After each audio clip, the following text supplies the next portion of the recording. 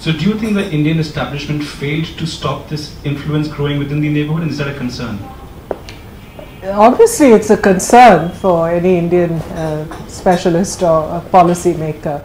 But we also have ties with our neighborhood just by virtue of our position in this part of the world, in terms of the linkages that we have with all the countries that surround us, whether it's traditional linkages, whether it's linkages of communication, trade, business, the movement of people. And I think we should understand that there is need to leverage that a little more effectively.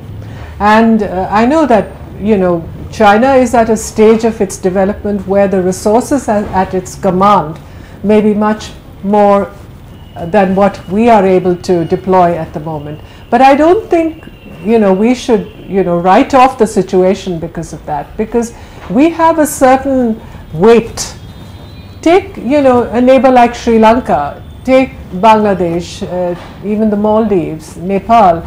I think, how do we deploy smart diplomacy? That is the question. Not only in response to what China is doing, but in response in a way that capitalizes on our innate strengths vis-a-vis our neighbors. What about you, Ambassador Rao? Now, do you think that China is playing by the rules, as Ambassador Verma suggests? Well, as Ambassador Verma doesn't suggest.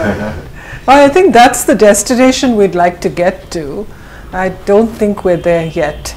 I think at this moment what we see is a China with greatly enhanced military, defense and economic capabilities that it's able to deploy far beyond its shores.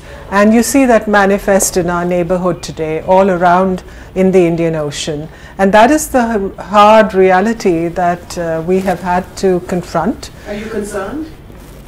Well, obviously, where it involves our neighborhood and where it involves our interests, and we have permanent interests in our neighborhood, there would obviously be a contradiction, certainly, that we see, and which we have to somehow, I would not like to use the word confront so much as understand how we are able to deal with this new change, this new transformation in the situation.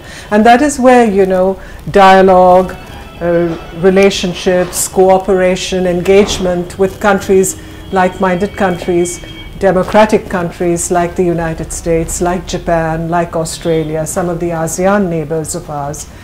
We have to be looking far beyond our traditional frames of reference when it comes to this.